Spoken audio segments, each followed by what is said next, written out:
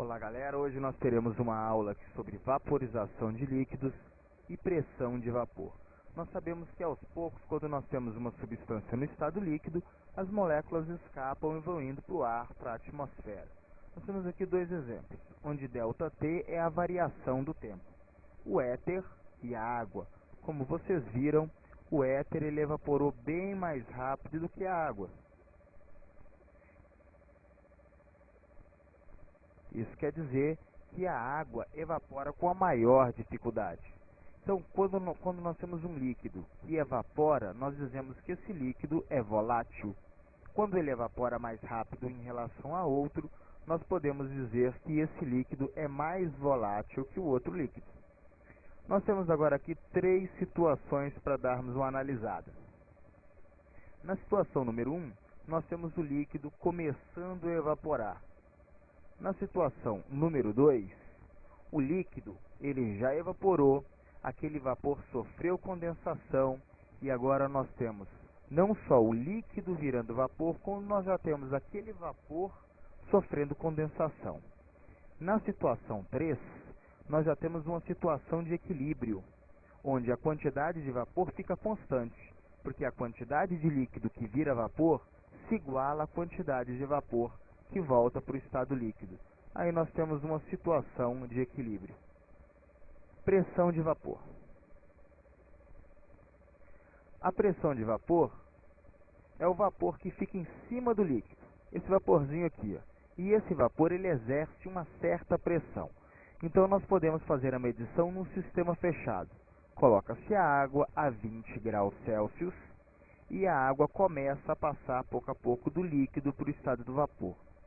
A força, a pressão que esse vapor da água exerce sobre o aparelho é medida em milímetros de mercúrio. No caso da água, ela é capaz de deslocar 17,5 milímetros de mercúrio, então fica assim a pressão de vapor da água. 17,5 milímetros de mercúrio a 20 graus.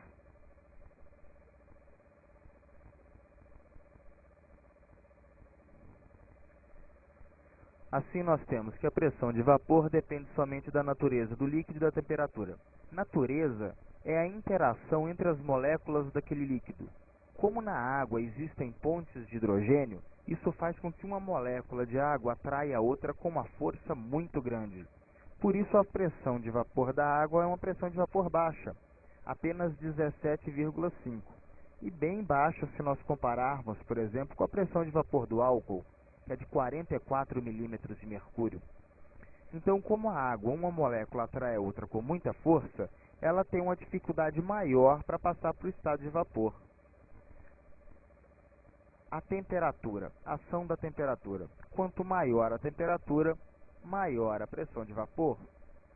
Você fornece energia térmica suficiente para o seu líquido conseguir passar para o estado de vapor. No caso da água, nós precisamos fornecer uma grande quantidade de energia. A temperatura de ebulição é quando a pressão de vapor do líquido se iguala à pressão de vapor da atmosfera. Então nós podemos aqui analisar o caso específico da água, que nós precisamos fornecer uma temperatura muito alta. A pressão de vapor da água, como vocês lembram, é apenas 17,5 milímetros de mercúrio. Por isso nós temos que fornecer uma grande energia térmica para ela passar de 17,5 para 760. E só nesse momento que a água vai conseguir passar totalmente do estado líquido para o estado de vapor. Vale a pena ressaltar que a altitude também interfere na pressão de vapor, porque quanto maior a altitude, menor é a massa de ar que existe sobre nossas cabeças. Se a massa de ar é menor, logo ela pesa menos. Então é menor a pressão atmosférica. Quanto menor a pressão atmosférica, menor o ponto de ebulição. Por exemplo, ao nível do mar, em Santos, nós temos uma pressão de 760 milímetros de mercúrio. Então nós precisamos fornecer 100 graus Celsius de energia térmica para a água alcançar esses 760. Já aqui em São Paulo, 700 milímetros de mercúrio é mais fácil de alcançar do que 760. Então nós precisamos fornecer uma energia menor, por isso a água ela ferve mais rápido, ela chega no ponto de ebulição bem mais rápido. Dúvida de algumas pessoas é porque utilizamos a panela de pressão no cozimento de algumas coisas que são difíceis de cozinhar. Porque na panela de pressão nós temos um sistema fechado, onde a pressão de vapor do líquido interno pode alcançar 1146 até 1520 milímetros de mercúrio.